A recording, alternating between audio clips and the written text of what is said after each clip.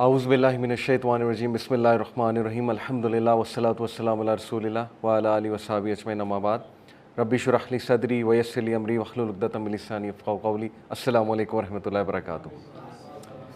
अल्लाह के पाक नाम से शुरू करते हैं और बहुत इंपॉर्टेंट टॉपिक चल रहा है। लास्ट जो क्लास थी उसमें मैंने अल्लाह ताला के एट्रीब्यूट्स कुछ डिस्कस किए थे। चूँकि बहुत लंबा टॉपिक है, how amazing is Allah. Class का टाइटल था हाउ अमेजिंग इज़ अल्लाह।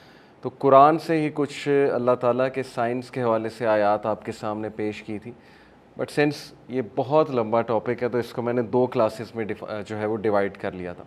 तो इंशाल्लाह आज भी हम इसी पे बात करेंगे कि how amazing is Allah, because things that matter की थीम ही ये है कि उन चीज़ों पे फोकस करना, उन चीज़ों को टाइम देना, उन चीज़ों को प्रायोरिटी बनाना जो ज़िंदगी में सबसे ज़्यादा मैटर करती हैं।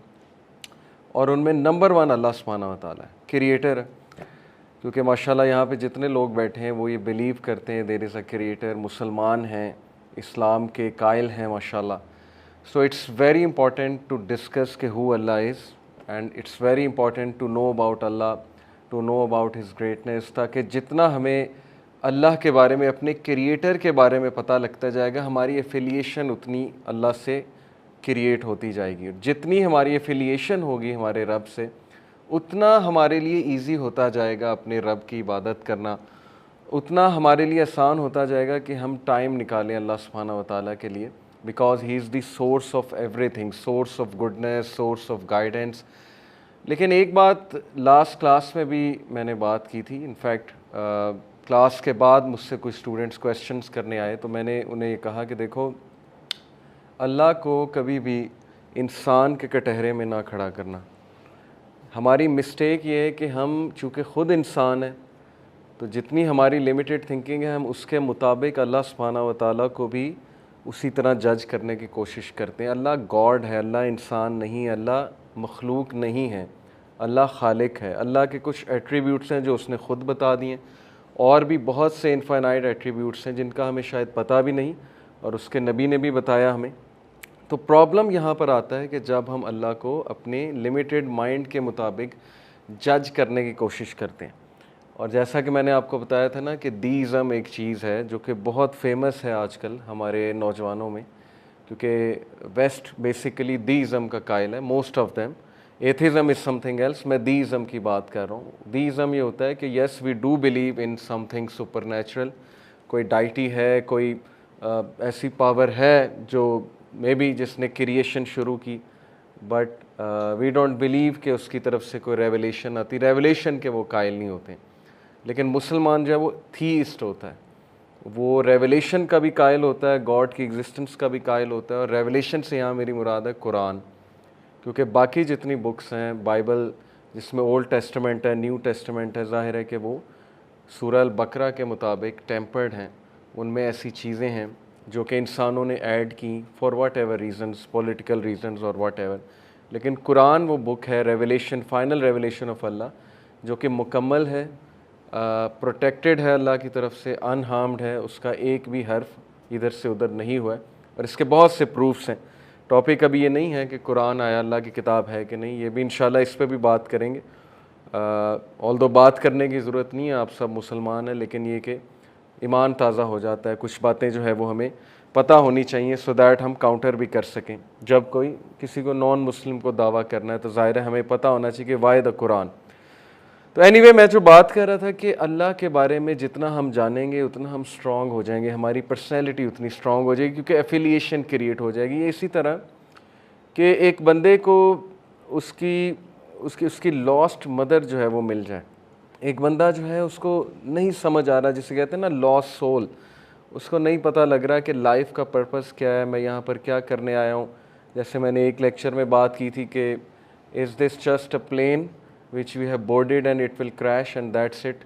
क्या ये एक प्लेन की तरह, एरोप्लेन की तरह है जिस पे हम चढ़ गए हैं, हमें पता भी नहीं हम चढ़े क्यों हैं, हमने तो नहीं चूज़ किया, मैंने तो नहीं चूज़ किया था मैं पाकिस्तानी होऊंगा, मैं गोरा क्यों नहीं हूँ। ये क्वेश्चन मेरे पास पूछने का राइट है ना, why am I not born in America, मैं पाकिस्तानी क्यों हूँ, मैं इस मोहल्ले में क्यों पैदा हो गया हूँ, मैं ये प्लेन कैसे चढ़ गया हूँ। और चूँकि अब मैं ये प्लेन चढ़ चुका हूँ तो मुझे एथिज़म ये बता रहा है कि ये प्लेन क्रैश हो जाएगा। और उसके बाद दैट्स इट, ख़त्म हो जाएगा। इसकी मंजिल कोई नहीं है इस प्लेन की, इस प्लेन ने कहीं नहीं पहुंचना। बस जब तक आप इस प्लेन पे हैं जैसे ज़िंदगी गुजार सकते हैं गुजारें। तो that is very depressing, that is a very lonely thought अगर आप इस पे सोचने बैठें। ओके, तो इसीलिए मज़हब इंसान को होप देता है। मैंने पूरा इस पे लेक्चर दिया, रिलीजन की क्या ज़रूरत है। मज़हब इंसान को ग्रूम करता है। मज़हब जो है वो इंसान की नशोनुमा करता है, जहनी, जिस्मानी, नफ्सियाती, रूहानी नशोनुमा। और मज़हब से यहाँ मेरी मुराद इस्लाम है। और मज़हब जो है वही एक एफिशिएंट कॉम्प्रिहेंसिव फार्मूला है टू सॉल्व वर्ल्ड इश्यूज़। ठीक है, ये मेरा क्लेम है, हर मुसलमान का ये क्लेम है। और मज़हब से यहाँ पे मुराद है इस्लाम। लेकिन ज़ाहिर है कि इस्लाम शुरू यहाँ से होता है, टू बिलीव इन अल्लाह सुब्हानहू व तआला and to believe in his greatness and to believe that he is our creator. तो अल्लाह के क्या एट्रीब्यूट्स हैं और अल्लाह को हम किन साइन से पहचान सकते हैं। एक बात और मैं वाज़ेह कर दूँ, एक मिस्टेक हमारी और होती है कि हम चूँकि अल्लाह को हम अपनी सोच के मुताबिक सोचने की कोशिश कर रहे होते हैं, तो फिर हम प्रूफ्स भी वही मांगते हैं जो हमारे टूल्स हैं, उसके मुताबिक हम प्रूफ्स मांगते हैं। हम कहते हैं नहीं, एम्पेरिकल एविडेंस तो अल्लाह की एग्जिस्टेंस का। बहुत से लोग आते हैं कहते हैं नहीं आप एम्पेरिकली साबित करें अल्लाह एग्जिस्ट करता है। तो वो लोग जिस चीज़ को इग्नोर कर रहे हैं वो एक्सपीरियंशियल लर्निंग है। एक चीज़ होती है एक्सपीरियंस बंदे का। ओके, हर चीज़ जो है वो अगर मैं कह दूं कि नहीं जब तक मुझे फ़िज़िकली प्रूफ उसका नहीं मिलेगा मैं इसको नहीं मान सकता। एक चीज़ होती है कि बंदे ने एक्सपीरियंस किया। Billions of people have experienced religion, billions of people have experienced making दुआ टू अल्लाह। इस स्पिरिचुअलिटी की जो फील्ड है ना, जब तक इसको एक्सपीरियंस नहीं बंदा करेगा तब तक बहुत सी चीज़ें शायद उसे समझ ही ना आए। और माशाल्लाह अल्हम्दुलिल्लाह यूथ क्लब में बहुत से लोग हैं जिन्होंने दोनों साइड्स को एक्सपीरियंस किया हुआ। कि माई सेल्फ पर्सनली 21 साल तक मुझे पता भी नहीं था मज़हब क्या होता है, रिलीजन क्या है। और एक ट्रेडिशनल जैसे मज़हब की इमेज होती है ना एक नौजवान की शक्ल में, बस ये कारी साहब आते हैं, सुपारा पढ़ाते हैं, उसके बाद चले जाते हैं। नमाज का भी कोई कॉन्सेप्ट नहीं था। तो चूँकि माशाल्लाह हम में से बहुत से लोगों ने दोनों चीज़ें एक्सपीरियंस की हुई हैं और वही हम आपके साथ शेयर कर रहे हैं। तो जब तक आपने एक्सपीरियंस ही नहीं एक चीज़ की, आप कैसे उसको कह सकते हैं कि वो चीज़ एग्जिस्ट नहीं करती। आप ये कहें मैंने एक्सपीरियंस नहीं किया, फिर आप ऑनेस्ट इंटेलेक्चुअल हैं, ठीक है। लेकिन आप कहें कि नहीं नहीं नहीं नहीं ये साइंस है और साइंस के मुताबिक ये चीज़ प्रूफ नहीं हो रही, तो फिर आप एरोगेंट हैं, फिर आप इंटेलेक्चुअली डिसऑनेस्ट भी हैं, फिर आप एरोगेंट भी हैं। क्योंकि science is ever progressing. Science मुकम्मल तो नहीं हुई ना। अगर यहाँ पे कोई बैठा मुझे कह देता है साइंस मुकम्मल है और हर चीज़ दरियाफ्त हो चुकी है, एवरीथिंग साइंस हैज़ डिस्कवर्ड, तो फिर तो ठीक है, फिर तो साइंस एक अल्टीमेट टूल बन गया to find the truth. Okay, to as a proof for metaphysical things, फिर तो साइंस एक टूल बन गया। लेकिन अगर आप ये क्लेम नहीं कर सकते कि साइंस तो खुद अभी प्रोग्रेस कर रहा है और बहुत सी चीज़ें अभी दरियाफ्त होनी है, डिस्कवर होनी है, we have absence of many things yet absence of proof of many things, तो फिर ये क्लेम करना कि नहीं मैं नहीं मानूंगा, ये फिर एरोगेंस में आता है। और यही बार बार अल्लाह ने कुरान में इस एरोगेंस को बार बार अल्लाह ने कुरान में मुखातिब किया है। अल्लाह ने कहा है कि ये लोग क्यों नहीं मानते, क्योंकि एरोगेंस है इनके अंदर ये चीज़ आ गई है कि नहीं मेरे पास वो अल्टीमेट नॉलेज आ गया, वो कामिल नॉलेज आ गया। डिल्यूजन ऑफ ग्रैंडियर है इनके अंदर, डिल्यूजन में ये अपनी ग्रैंडियर के हवाले से, अपने नॉलेज के हवाले से। हालांकि there is so much more to experience yet, so much more to research yet. हमें से कौन क्लेम कर सकता है कि हमने सारी सोसाइटीज़ को स्टडी किया हुआ। हमें ह्यूमन नेचर की 8 अलिफ से जो है वो A to Z तक हमें ह्यूमन नेचर का पता है। हम में से कौन क्लेम कर सकता है। अभी तो ब्रेन पे रिसर्चेज हो रही हैं, अभी तो ह्यूमन बॉडी पे रिसर्च हो रही है, अभी तो न्यूरो साइंस नई फील्ड आई है, अभी तो क्वांटम मैकेनिक्स कल की फील्ड है, अभी इसने पता नहीं क्या क्या बातें खोलनी है, dark matter, dark energy, black holes, dimensions, पता नहीं क्या क्या बात चल रही है। तो ये सारी बात करने का सिर्फ एक ही आप लोगों को समझाना है कि जब भी कोई बंदा ये क्लेम करे कि नहीं मेरे पास अल्टीमेट नॉलेज आ गया है और देयरफॉर उस अल्टीमेट नॉलेज की बेसिस पे मैं ये चीज़ को नेगेट कर रहा हूँ, तो वो एरोगेंट है। लेकिन एक चीज़ होती है स्केप्टिक होना, स्केप्टिक होना इज़ समथिंग एल्स। स्केप्टिसिज्म वो कुछ केसेस में अच्छी चीज़ है कि जब आप कुछ चीज़ों को चैलेंज करो, जब आप कुछ चीज़ों पे सवाल उठाओ कोई चीज़ समझने के लिए। बहुत से वेस्ट में आपको स्केप्टिक्स मिलेंगे जिन्होंने बाइबल को उठा के चैलेंज किया, ठीक है, जिन्होंने स्क्रिप्चर्स को, अपने स्क्रिप्चर्स का क्रिटिकल एनालिसिस किया, जिन्होंने माशरे में होते जुल्म को चैलेंज किया, ठीक है, जिन्होंने स्टेटस को चैलेंज किया, जिन्होंने एब्सर्ड थिंकिंग को चैलेंज किया, वो दैट इज़ समथिंग एल्स। किसी चीज़ के बारे में स्केप्टिक हो जाना, लेकिन उसके पीछे नीयत है ट्रुथ को तलाश करना। उसके पीछे ये नीयत नहीं है कि मैं शो करूं मैं बहुत बड़ा फन्ने खाऊं, कि मैं हर चीज़ चैलेंज कर रहा हूं और कर सकता हूं। वो नीयत गलत होगी। ओके, ये नीयत रखना कि ट्रुथ को फाइंड करना है, दैट इज़ समथिंग एल्स। तो we need to have the right attitude, we need to adopt the right attitude. जब भी हम रिलीजन के बारे में बात करें, जब भी हम मेटाफिज़िक्स के बारे में या मज़हब के बारे में या अल्लाह सुब्हानहू व तआला के वजूद के बारे में बात करें, ये सारी बातें मैं आपको इसलिए बता रहा हूँ क्योंकि आज हम जिस दौर में रह रहे हैं आपको बहुत स्केप्टिक्स मिलेंगे, स्पेशली जब आप यूनिवर्सिटियों का रुख करेंगे, और बहुत सी डिबेट्स होती नज़र आएंगी आपको रिलीजन को लेके, क्योंकि हम इस दौर में रह रहे हैं जब रिलीजन के ख़िलाफ़ बोलना एक फ़ैशन है और कूल समझा जाता है। If you speak against religion that is a sign of coolness. So we need to adopt the right attitude. ये भी हमारी तरबियत का हिस्सा है। Okay, always be humble. The more you know the less you know. जितना आपको पता लगता जाए आप ये समझें कि अभी और मुझे बहुत पता लगाना है। ये है राइट एटीट्यूड, और यही अल्लाह सुब्हानहू व तआला ने इंसान को बार बार याद कराया। So talking about the science of Allah सुब्हानहू व तआला, सूरह रूम की हम बात कर रहे थे। चैप्टर नंबर 30 वर्स 22 ऑनवर्ड्स मैं पढ़ रहा था, और इसमें अल्लाह ने बहुत सी चीज़ों की तरफ हमारा जहन जो है वो डाइवर्ट किया कि तुम क्यों नहीं नोट करते, तुम क्यों नहीं गौर व फ़िक्र करते। गौर व फ़िक्र की बहुत तालीम दी है कुरान ने, तदब्बर करने की, उलुल अलबाब की अल्लाह ने बहुत तारीफ़ की है, जो कि थिंकर्स हैं, जो क्वेश्चन करते हैं, जो ऑब्ज़र्व करते हैं, ऑब्ज़र्व करके एक नतीजे पे पहुंचते हैं। उसकी बहुत कदर है अल्लाह सुब्हानहू व तआला के सामने। तो ये इसीलिए आयात अल्लाह अपनी पेश कर रहा है, और इनमें से जो मैं आयाज़ हैं दोबारा पढ़ता हूँ। वमिन आयाती खल्क़ुस समावाति वल अर्ज़ वख्तिलाफ़ि अलसिनतिकुम व अलवानिकुम। और अल्लाह के साइंस में से खल्क़ुस समावाति वल अर्ज़, तख्लीक है कायनात की। अब इस पे आप रिसर्च करने बैठ जाएं, अगर आप जो है इसके करना चाहते हैं और आप समझते हैं कि इसमें मुझे डिग डीप करना चाहिए, तो सबको सुने। आप एक साइड को ना सुने, सिर्फ स्केप्टिक्स को ना सुने। आप जो है वो क्रिएशनिस्ट को भी सुने, आप जो है वो ऐसे फिजिसिस्ट को भी सुने जो डीस्ट हैं, to name one Michio Kaku, ठीक है। आप उसके सुने क्लिप्स के is there a life after death and God कौन है, गॉड क्या है, वगैरह वगैरह। आप फिर स्कॉलर्स के पास भी जाएं। ये है ना जुस्तजू। ये तो जुस्तजू नहीं है ना कि यूट्यूब पे एक एथियस्ट का चैनल खोल लिया जो जहर उगल रहा है बैठ के रिलीजन के ख़िलाफ़, या एक ख़ास कंपनी में हर वक्त बैठे रहना और बस उनसे बातें करते रहना। ये तो फिर रिसर्च ना हुई ना, ये तो बायसनेस है। ओके, सो यही बात है। अल्लाह कहता है कि निकलो, अगर मुझे तलाश करना है फिर चलो आओ, लेट्स डिग डीप।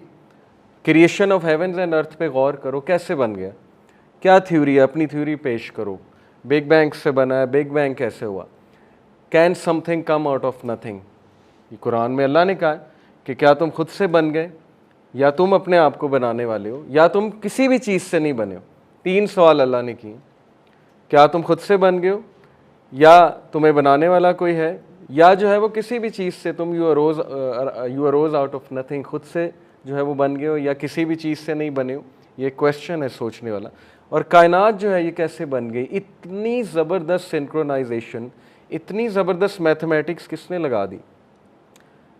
एक एक प्लैनेट जो है वो अपने एक्सिस पे रिवॉल्व कर रहा है।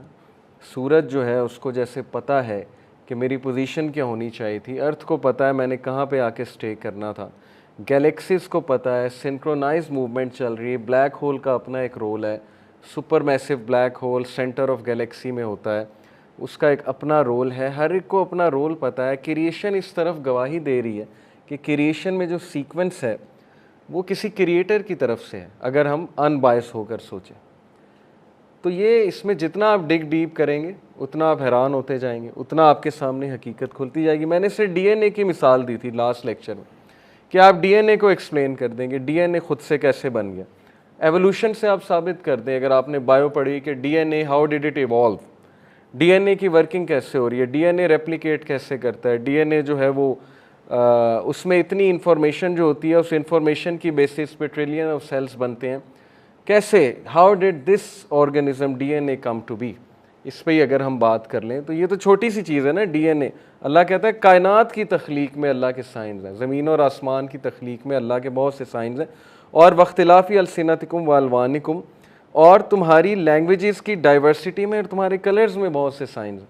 मैंने लैंग्वेज की सारी साइंस आपके सामने खोली थी, आप देख लें लैंग्वेज कैसे डेवलप होती है, ब्रेन के कौन से सेंटर्स उसमें एक्टिव होते हैं, लैंग्वेज में सिंटैक्स का कौन सा पार्ट ऑफ ब्रेन जो है वो अंडरस्टैंड करता है, सिमेंटिक्स जो है वो ब्रेन का कौन सा पार्ट जो है प्रोसेस कर रहा होता है, और फोनेम्स जो है वो ब्रेन का कौन सा पार्ट जो है वो प्रोसेस कर रहा होता है। ये जो ब्रेन इंसान का बन गया है, the only intellectual being with a pre frontal cortex, तमाम क्रिएशन में से इंसान का प्री फ्रंटल कोर्टेक्स होता है, और वो प्री फ्रंटल कोर्टेक्स एनालिसिस के लिए, कॉन्सिक्वेंसेस के लिए रिस्पॉन्सिबल होता है। तो ये कैसे हुआ है एवोल्यूशन से, कोई समझाने तो बैठे ना, बात करते हैं कि आओ बात करते हैं कि ये सब बाय चांस कैसे बन चुका है। क्या ज़रूरत थी इंसान को अकल देने की, क्या ज़रूरत थी नेचर को, अगर वो पर्पज़ ही उसका कोई नहीं है तो फिर ये सारी चीज़ों का मकसद क्या है। यही अल्लाह ताला इसकी तरफ तवज्जो दिला रहा है कि कौन है ये बनाने वाला, किसने तुम्हें लैंग्वेज बताई है, किसने लैंग्वेज सिखाई है, तुम्हारा बनाने वाला कौन है, अल्लाह। और अगर तुम किसी साइंटिस्ट से बहुत इम्प्रेस हो रहे हो तो सोच लो कि उसका खुदा कैसा होगा। अगर तुम अपनी मौजूदा साइंस से बहुत इम्प्रेस्ड हो तो सोच लो कि अल्लाह के यहाँ क्या साइंस होगी। ह्यूमन बीइंग अल्लाह नहीं है, ह्यूमन बीइंग जो है वो बस एक जुस्तजू करके ख़ास लेवल तक पहुँच सकता है और वहाँ पर पहुँच रहा है आहिस्ता आहिस्ता। लेकिन सोच लो कि क्रिएटर क्या होगा, फिर उसका मुकाबला करने की कोशिश करो। और फिर कहा कि वो अलवानिकुम वाल सिनतिकुम व अलवानिकुम, और तुम्हारे कलर्स में, तुम्हारे स्किन्स में भी बहुत बड़ा साइन है अल्लाह की तरफ से। देखें स्किन्स में क्या साइन है, ये सारा जो एक सिस्टम है बॉडी का, ये जो होम्योस्टेसिस का हमारे अंदर सिस्टम है, ये एक बैलेंस की कोशिश कर रहा है। हर चीज़ ना बैलेंस को अचीव करने की कोशिश करती है। ये एक तमाम रिलीजन्स में एक फ़िलासफ़ी भी है। जैसे जापानीज़ कल्चर की हम बात करें तो यिंग और यांग उनका बड़ा मशहूर कॉन्सेप्ट है, yin and yang, evil and good, they try to balance each other out. बहुत हिंदूज़ के भी यही कॉन्सेप्ट्स हैं, कार्मा का भी यही कॉन्सेप्ट है, हर चीज़ बैलेंस हो रही है यूनिवर्स में। तो अगर हम अपने अंदर ही झांक लें तो हमारी भी बॉडी में बहुत सी चीज़ें बैलेंस आउट हो रही हैं। अल्लाह ताला ने सिस्टम ऐसा रखा है, अगर कोई वायरस दाखिल होता है तो उस वायरस को मुकाबला करने वाले या उस बैक्टीरिया को मुकाबला करने वाली चीज़ मौजूद है, हर चीज़ का बैलेंस है। तो स्किन कलर के हवाले से क्या बैलेंस है, देखें जो केमिकल रिस्पॉन्सिबल है स्किन कलर देने के लिए उसको कहते हैं मेलानिन। वो एक डार्क ब्राउन या ब्लैक पिगमेंट होता है स्किन के अंदर, और ये स्पेशल सेल्स बनाते हैं, मेलानोसाइट्स इन्हें कहते हैं। मेलानिन का जो पर्पज़ है वो होता है कि स्किन को हार्मफुल अल्ट्रा वायलेट रेस से बचाए। मेलानिन इतना वेल डिज़ाइंड है हमारी बॉडी के हर बिहेवियर के पीछे एक केमिकल है, उस केमिकल का साइंटिस्ट ने एक नाम दिया हुआ है। और द वे वी रिएक्ट, हमारी नींद के पीछे भी एक केमिकल है, ठीक है, वो भी मैंने आपसे डिस्कस किया था। हमारी लैंग्वेजेस बनने के पीछे भी केमिकल वर्क हो रहा है ब्रेन के अंदर। तो यही बात गवाही दे देती है कि ये सारी चीज़ वेल डिज़ाइंड है और क्रिएटर की तरफ से। ये जो अल्ट्रा वायलेट रेडिएशन होती है कैंसर कॉज कर सकती है, ठीक है, हम सबको पता है। तो मेलानिन जो है it acts as a natural sunscreen by absorbing these UV rays. अब जाहिर है कि ऐसे इलाके जहाँ पर सन बहुत ज़्यादा होता है, धूप बहुत ज़्यादा होती है, वहाँ के जो लोग होते हैं उनका कलर ज़रा डार्क होता है। उसकी वजह ये है कि उनकी स्किन से मेलानिन ज़्यादा निकलता है, जो पिगमेंट है, that's why that makes their skin dark. ये जो केमिकल है melanin, it is responsible for the skin colour.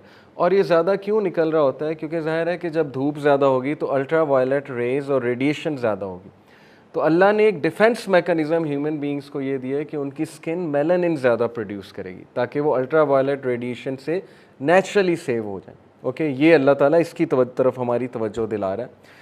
और people with light skin have just a little melanin, जिनकी लाइट स्किन होती है उनका मेलानिन कम होता है। People with darker skin have more melanin, और जिनका कलर डार्क होता है उनके स्किन में मेलानिन ज़्यादा होता है। फिर यहाँ पर मैं आपको आर्टिकल से बता रहा हूँ, साइंस का आर्टिकल है।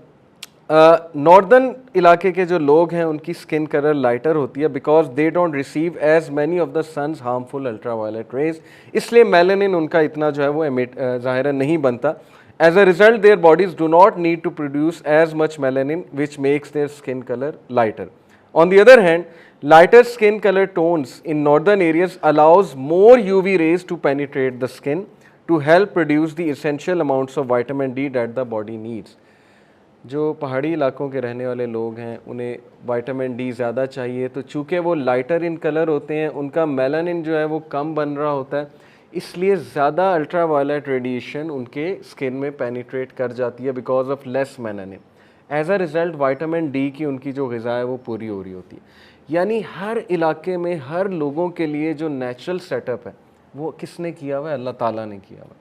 बॉडी अपने आप को एडजस्ट करती है हर एनवायरनमेंट के मुताबिक। ये किसकी साइंस है? इसके पीछे इंसान की साइंस नहीं है, इसके पीछे अल्लाह रब्बुल आलमीन की साइंस है। ये जो तुम्हारे अंदर एडजस्टमेंट की खूबी है, अगर हम सिर्फ अपनी क्रिएशन देख लें, अपनी एडजस्टमेंट्स देख लें डिफरेंट एनवायरनमेंट के हवाले से और डिफरेंट सिचुएशंस के हवाले से, अपनी न्यूरो साइंस खोल कर बैठ जाएँ तो दिस इज़ इनफ कि हमारा एक क्रिएटर है।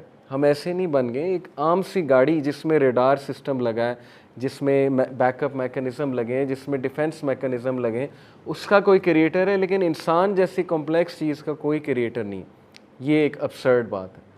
और फिर अल्लाह ताला हमारी याद दहानी कराता है अगली ही आया में, दैट इज़ आया नंबर 24, आया नंबर 25, वमिन आयाती अन तक़ूम अस्समाउ वल अर्ज़ु बि अमरिही। ये बहुत पावरफुल आया, बहुत ज़बरदस्त आया। अगर हम इस पे गौर करें कि अल्लाह के साइंस में से ये भी है कि ज़मीन और आसमान खड़े हुए हैं उसके कमांड से। प्रोफेसर रफ़ीक साहब बड़ी अच्छी बात करते थे, डॉक्टर इसरार रहीमहुल्लाह अक्सर कोट करते थे उनका sentence, Quran is the word of God and science is the work of God. दोनों में कोई कॉन्ट्राडिक्शन नहीं है। साइंस क्या है? Study of natural world. Natural world किसने बनाया? अल्लाह ने बनाया। तो जब हम साइंस पढ़ने जा रहे हैं इसका क्या मतलब है कि हम अल्लाह के वर्क को अंडरस्टैंड करने जा रहे हैं। मॉडर्निज़म कैसे आई, ठीक है, चर्च का क्या रोल था और किस तरह से गोरे जो है वो पोस्ट मॉडर्निज़म तक आ गए, फिर आपको गेम समझ आएगी कि हुआ क्या है।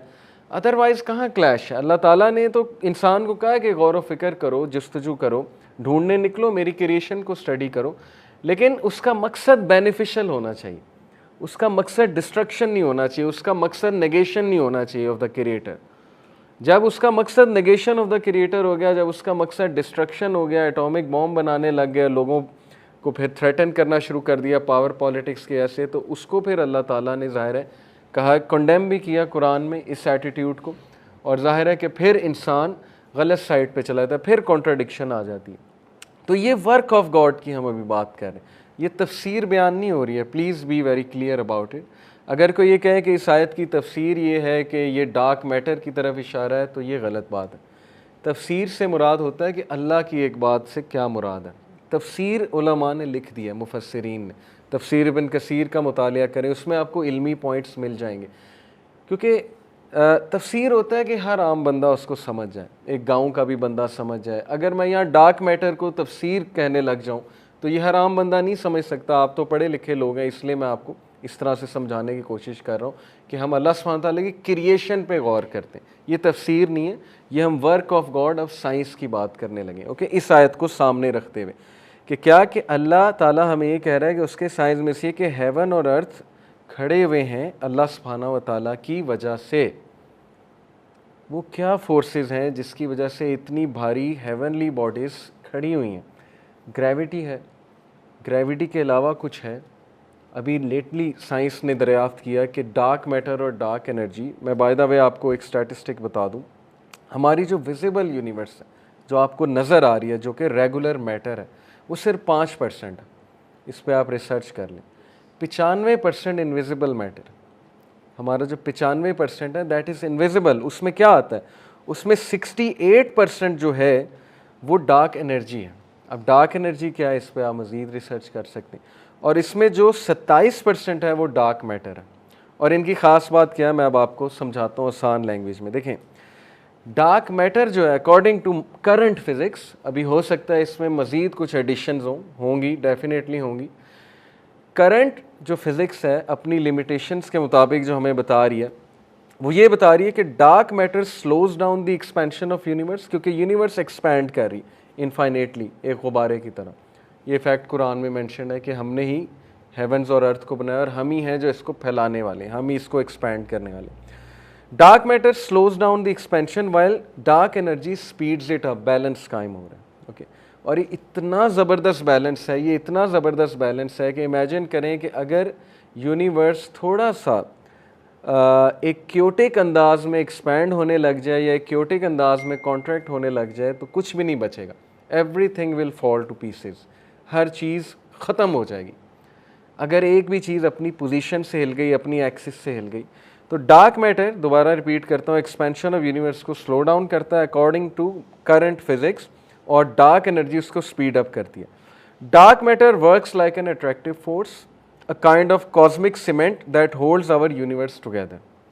ये जो डार्क मैटर है ये एक अट्रैक्टिव फोर्स की तरह काम करता है, एक कॉस्मिक सीमेंट की तरह। जैसे सीमेंट जो है वो जाहिर है कि ईंटों को होल्ड टुगेदर करता है, तो ये कॉस्मिक सीमेंट है जो कि हमारी यूनिवर्स को होल्ड टुगेदर किए हुए हैं। This is because dark matter does interact with gravity but it doesn't reflect, absorb or emit light. Dark matter interact करता है ग्रेविटी के साथ, लेकिन ना ये रिफ्लेक्ट करता है, एब्जॉर्ब करता है, ना ही ये एमिट करता है लाइट को, ये अनहार्म्ड गुजर जाता है। यानी इंटरेक्ट करता है लेकिन बगैर किसी डिस्टर्बेंस के ये गुजर जाता है ग्रेविटी के थ्रू।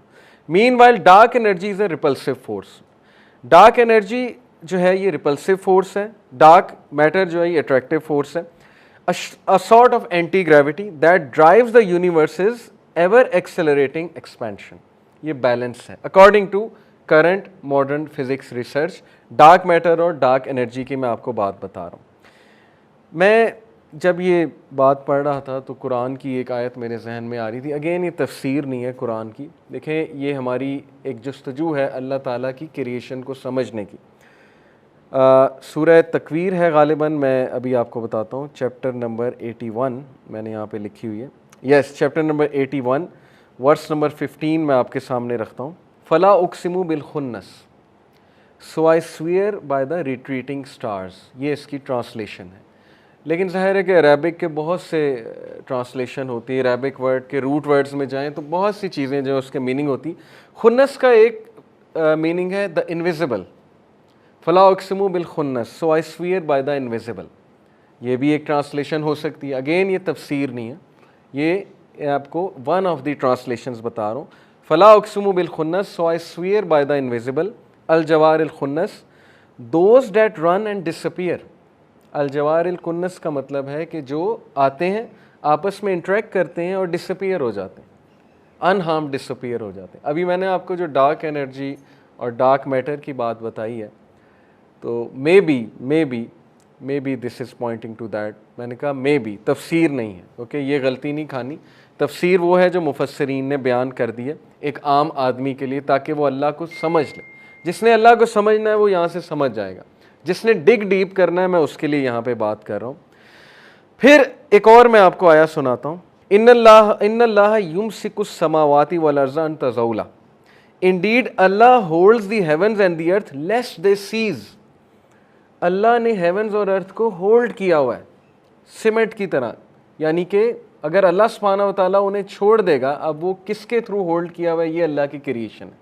वो डार्क मैटर है, वो डार्क एनर्जी है, वो ग्रेविटी है, जो भी है ये तो इंसानों ने नाम दिए हुए ना। अल्लाह ताला is the one who is running this show. ये सारा का सारा जो क्रिएशन है अल्लाह सुब्हानहू व तआला रन कर रहा है। And if they should cease वाला इन ज़ालता इन अमसकाहुमा मिन अहदिन मिन बादी, and if they should cease, और अगर वो सीज हो गए, no one could hold them in place after him, तो कोई भी उन्हें नहीं होल्ड कर सकता सिवाय अल्लाह सुब्हानहू व तआला के। ये अल्लाह की पावर है। इन्नहु काना हलीमन गफूरा, इंडीड अल्लाह बहुत हलीम है, फॉरबीरिंग है, गफूर है, बार बार माफ़ करने वाला। यानी तुम अल्लाह की पावर को क्यों अंडर एस्टिमेट कर रहे हो, जबकि अगर तुम इमेजिन करो यूनिवर्स की क्रिएशन को देखते हुए कि इनको होल्ड कौन किए हुए, ये सारी चीज़ों को रन कौन कर रहा है? अल्लाह कर रहा है। तो तुम क्यों अंडर एस्टिमेट कर रहे हो अल्लाह को? और तुम क्या समझ रहे हो कि अल्लाह ताला जो है वो तुम्हें माफ़ करने पे कादिर नहीं है? अल्लाह ताला जो है वो तुम्हारी हाजतें पूरे करने पे कादिर नहीं? अल्लाह ताला जो है वो तुम्हारे प्रॉब्लम सॉल्व करने पे कादिर नहीं? ये है, ये मिसालें देने का, ये है तफसीर। ये नाउ दिस इज़ तफसीर कि ये आयात बताने का मकसद ये कि अल्लाह को रिकग्नाइज़ करो, अल्लाह को अंडर एस्टिमेट ना करो और अपने खालिक के पास जाओ, उस सोर्स के पास जाओ जो हलीम है, यानी कि एक्सट्रीमली फॉरबेयरिंग है। अल्लाह बहुत साबिर है। लोग नाउज़ अल्लाह को डिनाई भी करते हैं। अल्लाह ताला को कुछ लोग नाउज़ बिल्ला गालियाँ भी देते हैं। ऐसे लोग मौजूद हैं, यानी किसी भी सिविलाइजेशन, किसी भी कल्चर में है। लेकिन अल्लाह ताला हलीम है, अल्लाह फॉरबीरिंग है, अल्लाह फॉरगिविंग है। अल्लाह नहीं पकड़ता उन्हें, अल्लाह सबको रिस्क भी देता है। अल्लाह ताला अगर लोगों को पकड़ने लग जाए, नाउज़ बिल्ला कोई ईगोइस्टिक गॉड हो, नाउज़ बिल्ला, तो वो फ़ौरन पकड़ ले एक बंदे को कि इसने जो है मेरे ख़िलाफ़ बात कैसे की। एक डिक्टेटर है, वो फ़ौरन पकड़ लेगा, कहेगा कि इसने मेरे ख़िलाफ़ बात की है, इसको मैं फ़ौरन पकड़ूंगा। लेकिन अल्लाह चांसेस देता है। अल्लाह ताला एक डिवाइन विजडम के मुताबिक दुनिया को रन कर रहा है। And again we are many times unable to understand that, because हमारा एक्सपीरियंस वो नहीं है, बहुत सी चीज़ें हम अंडरस्टैंड नहीं करते। सो देन सूरह यासीन की एक आया मेरे जहन में आती है, लशम्सु यंबग़ी लहा अन तुदरिकल क़मर वलल्लैलु साबिक़ुन नहारी व कुल्लुन फ़ी फ़लकिन यस्बहून। It is not allowable for the sun to reach the moon, nor does the night overtake the day, but each in an orbit is swimming. ये कब आई आया? 1500 साल पहले तकरीबन, जब मॉडर्न फिज़िक्स अभी वजूद में भी नहीं आई थी, जब अभी गैलीलियो ने ये भी नहीं कहा था कि अर्थ स्फेरिकल है, जब ये कॉन्सेप्ट था कि अर्थ फ्लैट है, क्योंकि बाइबल में है अर्थ फ्लैट है, और जब ये कॉन्सेप्ट आया ही नहीं था कि स्पेस की नेचर क्या है। ये तो आइंस्टाइन ने सबसे पहले कहा था ना कि space is like a sea. Theory of relativity क्यों इतनी बड़ी थ्योरी है फिज़िक्स में? क्योंकि आइंस्टाइन ने फर्स्ट टाइम ये इमेजिन किया था कि स्पेस है क्या चीज़, और उसने स्पेस टाइम की बात की थी, और उसने मिसाल दी कि स्पेस जो है ये पानी की तरह है, और इसमें हेवनली बॉडीज़ जो हैं ये स्विम करती हैं। अब यहाँ पर जो वर्ड यूज़ हुआ है वो यस्बहून। यस्बहून का मतलब है स्विमिंग। अब ये नाउज़ बिल्ला अगर कुरान मजीद किसी इंसान ने लिखा है तो इतनी ज़्यादा प्रिसीजन कैसे अरबिक में आ गई? अरबिक का ये वर्ड यस्बहून यहाँ कैसे इस्तेमाल हो गया? उस बंदे को नाउज़ बिल्ला अगर उसने कुरान लिखा है, उसको ये कैसे पता लग गया कि हेवनली बॉडी स्विम कर रही? तब तो ये कॉन्सेप्ट ही दूर तक नहीं था। और स्विमिंग का जहन में कैसे आ गया? डेजर्ट में तो पानी होता ही नहीं, साइकोलॉजिकली स्पीकिंग स्विमिंग तो आना ही नहीं चाहिए उसके जहन में, क्योंकि कुरान तो डेजर्ट में नाजिल हुआ है, कुरान तो अरब वर्ल्ड में नाजिल हुआ है। सोचें कि डेजर्ट का बंदा, खुदा ना खास्ता, अल्लाह माफ़ करे, नाउज़ बिल्ला, अगर कुरान इंसान ने लिखा है तो डेजर्ट में रहने वाला बंदा ये लिखेगा कि मैंने हर चीज़ को पानी से पैदा किया। उसके तो दूर दूर तक पानी का जो है वो माइंड ही नहीं, उसने तो पानी देखा ही नहीं है। कुरान कह रहा है कि मैंने हर लिविंग बीइंग को पानी से क्रिएट किया, और फिर अल्लाह कहता है his throne was on water. हर जगह पानी की बात हो रही है, और यहाँ पे हेवनली बॉडीज़ के लिए वर्ड जो है वो यस्बहून इस्तेमाल हो रहा है। थोड़ा सा तो हम गौर करें। यही वो इल्ज़ाम लगाते हैं ना, मैं जब भी कोई मेरे पास बंदा आता है उससे मैं पहला सवाल ये करता हूँ कि देखो, क्या प्रॉफिट मोहम्मद सल्लल्लाहु अलैहि वसल्लम ने झूठ बोला था? ये सबसे बड़ा सवाल है, बुनियादी सवाल है मुसलमान के लिए। छोड़ो स्केप्टिसिज्म को, सिर्फ इस बात का जवाब दे दो, क्या रसूलुल्लाह सल्लल्लाहु अलैहि वसल्लम वो तो थे ना, एम्पिरिकल एविडेंस उनका तो है ना, उनकी कब्र तो मौजूद है ना, क्या वो झूठ बोला है नाउज़ बिल्लाह उन्होंने? क्या उन्होंने हमें खालिक के बारे में ये सारी बातें जो बताई हैं ये किस लिए? स्केप्टिक कहेंगे कि नहीं जी किसी पॉलिटिकल मोटिव के लिए बताई हैं। तो हम सीरा खोलते आए, हमारे से बात करें, क्या पॉलिटिकल मोटिव था उनका? वो कौन सी महफिलें थी जहाँ पे बैठ के वो कुरान लिख रहे थे नाउज़ बिल्लाह? इसलिए ये एरोगेंस है। तो ये जो ज़बरदस्त मैंने आपको आया सुनाई, वह कुल्लुन फ़ी फ़लकिन यस्बहून, के वो सब के सब फलक में अपने अपने ऑर्बिट्स में, हेवंस में स्विम कर रहे हैं। और इस स्विमिंग की वजह से, लिटरली ये स्विमिंग है, इसकी वजह से ग्रेविटेशनल वेव्स पैदा होती हैं, जो कि अभी 21वीं सदी की इजाद है। ग्रेविटेशनल वेव्स अभी जाके दरियाफ्त हुई हैं, ग्रेविटेशनल वेव्स, और उस पर नोबेल प्राइज़ जीता है उन लोगों ने। ग्रेविटेशनल वेव्स क्यों बनती हैं? क्योंकि जिस तरह एक पानी में एक चीज़ जब भारी सी चीज़ रखी जाती है, पानी डिस्प्लेस होता है, उसकी डिस्प्लेसमेंट की वजह से वेव्स बनती हैं। तो ये इसी तरह ग्रेविटेशनल वेव्स बनती हैं जब एक मैसिव हेवनली बॉडी स्पेस में प्लेस की जाती है। मैं ये नहीं कह रहा कि लिटरली स्पेस वाटर है, अब कोई ये ना समझे मैंने ये कह दिया, कैफियत ऐसी है। ये आइंस्टाइन ने बयान किया था कि स्पेस इज़ लाइक वाटर, और इस ऐसा महसूस होता है कि जैसे वहाँ स्विम कर रही हैं सारी की सारी चीज़ें।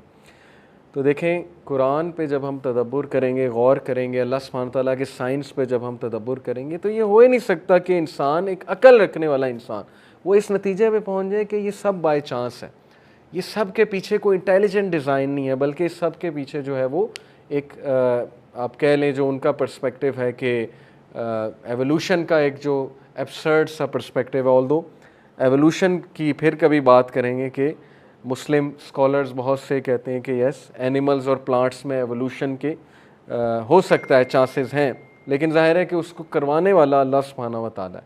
ये हमारा पॉइंट है कि वी हैव अ क्रिएटर। बहुत खूबसूरत पैसेज मैं आपके सामने पढ़ने वाला हूँ, और ये जो लोग अकल रखने वाले हैं, जिनके दिल नर्म हैं, they will be able to say कि यस, ये पैसेज अल्लाह ने इसमें चंद सवालात इंसानों से पूछे। हम इस पैसेज को सामने रखते हुए गौर करते हैं कि इन सवालों के जवाब क्या हैं। चैप्टर 56 अल-वाक़िया वर्स 57, नहनु खलक़नाकुम फलौला तुसद्दिकून, हमने तुम्हें पैदा किया है, क्यों एतबार नहीं करते। हमने तुम्हें पैदा किया है, we have created you, so why do you not believe, क्यों एतबार नहीं करते, क्यों बिलीव नहीं करते। अफराइतुम मा तुमन्नून, अफराइतुम मा तुमनून, have you not seen that which you emit, क्या नहीं देखते उस चीज़ को जो तुम एमिट करते हो। अंतुम तख्लुकूनहु अम नहनुल खालिकून, is it you who creates it or are we the creator. या स्पर्म की बात हो रही, जो तुम एमिट करते हो, जिससे तुम्हारी रेस आगे बढ़ती है, जिससे तुम्हें औलाद मिलती है, ये तुमने बनाया है या अल्लाह सुब्हानहू व तआला ने बनाया है, कैसे बन जाता है ये। नहनु क़द्दरना बैनकुमुल मौता व मा नहनु बिमस्बूकीन, we have decreed death among you and we are not to be outdone. अगर डेथ को रोक सकते हो तो रोक के दिखा दो, अगर इमॉर्टैलिटी रीच कर सकते हो तो रीच करके दिखा दो। डेथ हमने क्रिएट की है, तुम सबको डेथ आएगी, और यू कैन नॉट आउटडू अस, तुम हमें आउटडू नहीं कर सकते। अला नुबद्दिला अमसालकुम व नुनशिअकुम फी मा ला तअलमून, in that we will change your likenesses and produce you in that form which you do not know, और डेथ देने के बाद हम तुम्हें रिप्रोड्यूस करेंगे इन फॉर्म में कि तुम नहीं जानते। और कैसी कैसी फॉर्म्स में अल्लाह उठाएगा, कायनात की क्या फॉर्म होगी, इसको हम इमेजिन भी नहीं कर सकते। वलकद अलिमतुमुन नशाअतल ऊला फलौला तज़क्करून, have you already and you have already known the first creation, so will you not remember. तुमने पहली क्रिएशन देखी हुई है कि किस तरह अल्लाह ताला लोथड़े से, क्लॉट से इंसान बना देता है, तो तुम ये चैलेंज कर रहे हो कि जब हम मिट्टी में चले जाएंगे वो दोबारा नहीं बना सकता। जो हस्ती पहले बना सकती है वो दोबारा नहीं खड़ा कर सकता, वो दोबारा नहीं पैदा कर सकता, जबकि तुम्हें पहली क्रिएशन का पता है। और अल्लाह ने पहली क्रिएशन कुरान में बताई कि आदम अलैहिस्सलाम को अल्लाह ने कैसे बनाया, विदाउट एनीथिंग। आदम अलैहिस्सलाम का तो कोई बाप नहीं था, अल्लाह ने अपने हाथ से बनाया। और बहुत सी चीज़ें अल्लाह ने कुन के कलमे से बनाई, कुन फयकून। तो जब तुम्हें पता है, तुमने विटनेस किया, विटनेस से यहाँ पे मुराद है कि अल्लाह ताला खुद इस बात का शाहिद है, तो फिर तुम क्यों बिलीव नहीं कर रहे कि हम दोबारा तुम्हें बना देंगे। अफराइतुम मा तहरुसून and have you seen that seed which you sow, उस बीज पे कभी गौर किया जिसको तुम बोते हो। आज सोचें, हमारे पास सारे ये जो सुपर मार्ट में चीज़ें आ रही, दालें शालें, ये क्रॉप्स कहाँ से आ रहे हैं। ज़मीन में कौन जो है वो वर्क करता है, किसान करते हैं। किसान से कभी जाकर पूछें कि कितनी मेहनत लगती है इस चीज़ को। अगर वो ज़मीन बंजर हो जाए, उसमें पानी ना हो, अगर वो सॉइल ख़राब हो जाए, अगर वो आपके बीज जो हैं वो फ्रूट देना बंद कर दें, वो क्रॉप्स उगाना बंद कर दें, क्या कर लेंगे आप लोग। यही मिसाल अल्लाह पेश कर रहे हैं। क्या तुमने वो बीज देखा जो तुम सोते हो, जो तुम जो है विच यू सो। अंतुम तज़रऊनहु अम नहनु ज़ारिऊन, is it you who makes it grow or are we the grower. क्या तुम उसे उगाते हो मुख्तलिफ वैरायटी में, क्या तुम बैलेंस देते हो दरख्तों को, क्या तुम बैलेंस देते हो सॉइल को, क्या तुम बैलेंस दिए हुए इकोसिस्टम को। क्या तुम्हें पता है कि इकोसिस्टम किस तरह रन कर रहा है, बीज का क्या रोल है, पॉलिनेशन क्या होती है, एक एनिमल को किस तरह फूड मिल रहा है दूसरे एनिमल से, फूड चेन क्या है, नाइट्रोजन साइकिल क्या है, कार्बन साइकिल क्या है, वाटर साइकिल क्या है। ये तुमने बनाया सारा, तुमने डिज़ाइन किया है, ये तुम्हारी पैदावार है। अगर तो है तो बता दो, और अगर तुम इसको ऑल्टर कर सकते हो और अगर तुम इसको एडिशन इसमें कोई कर सकते हो तो ठीक है, कर लो, कितना कामयाब हो जाओगे। लौ नशाउ लजअलनाहु हुतामन फज़लतुम तफक्कहून and if we will we could make it dry debris and you would remain in wonder. और अगर हम चाहें इस सब को भूस बना दें, अगर हम चाहें तो इस सब को ड्राई कर दें, एंड यू विल वंडर, तुम वंडर करोगे कि ये क्या हुआ है। इन्ना लमुग़रमून saying indeed we are now in debt, और तुम हाथ पर हाथ मलते रह जाओगे कि अब फाका आ चुका है। बल नाहनु महरूमून, rather we have been deprived, और हमें डिप्राइव कर दिया गया है। अफरअयतुमुल मा अल्लज़ी तशरबून and have you seen the water that you drink, और क्या तुमने कभी गौर किए जो पानी जो तुम लोग पीते हो। अंतुम अनज़लतुमूहु मिनल मज़नी अम नहनुल मुनज़िलून, is it you who brought it down from the clouds or is it we who bring it down. कौन है जो इसको आसमान से नाजिल करता है? क्या तुम हो जो इसको आसमान से नाजिल कर रहे हो, या ये आसमान से नाजिल करने वाली ज़ात अल्लाह है जो वाटर साइकिल को पूरा चलाता है, जो नेचुरली तुम्हें पानी देता है। और ये पानी की सोर्स आई जा रही है, आई जा रही है, और ये ख़त्म नहीं होने वाली है because of water cycle. Water cycle की वजह से अल्लाह हमें फ्रेश वाटर देता है। अल्लाह ने पूरा पावर प्लांट लगाया हुआ है क्लाउड्स में, जिसकी वजह से हमें पीने का पानी मिलता है। और ग्लेशियर्स रखे हुए अल्लाह ताला ने जो मेल्ट होते हैं, और जिससे हमें पीने का पानी मिलता है। लौ नशाउ जअलनाहु उजाजन फलौला तशकुरून, if we will we could make it bitter so why are you not grateful. अगर हम चाहते इसको पीने के लायक ही ना छोड़ते, हम इसको बिटर बना देते, तो क्यों नहीं तुम उस खालिक को जो है वो एक्नॉलेज करते, जिसने तुम्हें इतनी नेमतें दी, जिसने तुम्हारे लिए दुनिया में चीज़ें मुसख्खर की हुई हैं, जो तुम्हें खाने को दे रहा है, जो पूरा एक इकोसिस्टम तुम्हारे लिए बिल्ड कर दिया है, और जिसने तुम्हें अकल दी है। और वो अकल इसीलिए दी है कि तुम खालिक तक पहुँचो जो तुम्हारे साथ सबसे ज़्यादा सिंसेयर है। अब देखिए, it's all about the thinking. दो तरह के लोग होते हैं, एक वो जो पॉजिटिव थिंकर्स होते हैं, एक वो जो नेगेटिव थिंकर्स होते हैं। जो पॉजिटिव थिंकर्स हैं, जो हर चीज़ में से पॉजिटिविटी लेना पसंद करते हैं, उनके लिए बहुत साइंस। क्या साइंस हैं? कि यहाँ पे अल्लाह ताला को डांट लगा रहा है, यहाँ पे अल्लाह ताला कोई अपना एहसान जतला रहा है, नहीं। ये अल्लाह ताला के सीधे करने के तरीके हैं इंसान को मोहब्बत में, कि जिन इंसानों के पीछे पड़ के, जिनको इंसानों को तुमने खुदा समझ लिया और वो तुम्हें एक्सप्लॉइट करते हैं, तुम अल्लाह सुब्हानहू व तआला की तरफ टर्न करो, उसकी तरफ पलटो, तुम उसके आगे हाथ फैलाओ, क्योंकि वो खालिक तुम्हें बग़ैर किसी बिल के, बग़ैर किसी पैसे के जो है वो रिज़्क़ दिए हुए हैं। तो उसकी तरफ तवज्जो देने की ज़रूरत है, क्योंकि वो तुम्हारे साथ सबसे ज़्यादा सिंसेयर है। ये है पॉजिटिव एस्पेक्ट अल्लाह ताला की हस्ती जानने के हवाले से। और फिर अल्लाह ताला कहते हैं, अफ़रअयतुमुन नार अल्लती तुरून, have you not seen the fire that you ignite. ये जो आग तुम जलाते हो, जिससे तुम खाना पकाते हो, ये जो नेचुरल गैस है या पेट्रोलियम है, या वैसे जो लकड़ी का तुम इस्तेमाल करते हो और उससे जो तुम आग जलाते हो। अंतुम अंशाअतुम शजरतहा अम नहनुल मुनशिऊन, is it you who produce its tree or are we the producer. ये जो लकड़ी है जिससे तुम आग जलाते हो, ये किसने प्रोड्यूस की है? ये जो दरख्त हैं, ये किसकी प्रोडक्शन है? क्या ये तुम्हारी प्रोडक्शन है, या ये अल्लाह सुब्हानहू तआला की प्रोडक्शन है टू बिगिन विद? यहाँ को ये कहेगा कि नहीं, आजकल तो आर्टिफिशियल वेजिटेशन आ गई है। वो भी कैसे आई है? उसके रॉ मटेरियल्स कहाँ से आए हैं टू बिगिन विद? उसका पहला सीड कहाँ से आया? अल्लाह ताला की तरफ से आया। अगर अल्लाह ताला चाहता तो अर्थ को इस काबिल ना रखता कि यहाँ पर कुछ उग सके। हम एक ऐसे प्लैनेट को इनहेबिट कर लेते।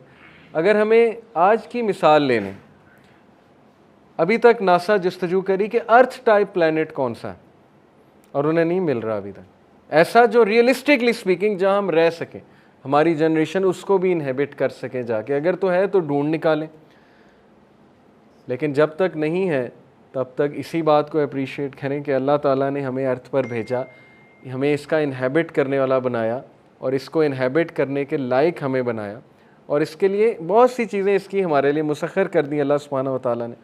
नहनु जअलनाहा तज़किरतन व मताउन लिलमुक़वीन and we have made it a reminder and provision for the travellers. और हमने इसको एज ए रिमाइंडर और एज ए प्रोविज़न बनाया है ट्रैवलर्स के लिए, ट्रीज़ को, स्टार्स को, और फिर जाहिर है कि आग की यहाँ पर बात हो रही, इसको एज ए प्रोविज़न बनाया। फसब्बि बिस्मि रब्बिकल अज़ीम, so exalt the name of your lord the most great. इसलिए अपने रब की हम्द बयान करो जो कि अज़ीम है, जिसके बारे में जिसका तुम जितना शुक्रिया अदा करो उतना कम है। और फिर फ़ला उक़सिमु बिमवाक़िइन नुजूम then I swear by the setting of the stars. मैं कसम खाता हूँ सेटिंग ऑफ द स्टार्स की, बिमवाक़िइन नुजूम, स्टार्स की सेटिंग साइंटिफिकली स्पीकिंग कैसे होती है, ये तफसीर नहीं बयान कर रहा, डिस्क्लेमर दे रहा हूँ। ये अब मैं वर्क ऑफ गॉड की कोशिश करने लगा हूँ, आपको फिज़िक्स का एक नैरेटिव बताने लगा हूँ। स्टार्स की सेटिंग के पीछे ब्लैक होल का रोल होता है।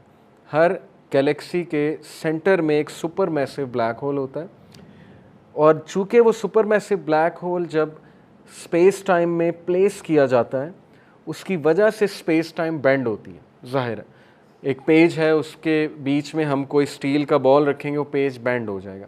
उस पेज के इर्द गिर्द अगर कोई चीज़ें हैं तो वो उसकी बेंडिंग की वजह से या उसके करीब आ जाएंगी और अपने आप को सेट कर लेंगी मुख्तलिफ पोजीशन पे। तो इसी तरह स्टार्स की सेटिंग होती है, कॉन्स्टिलेशंस बनती हैं।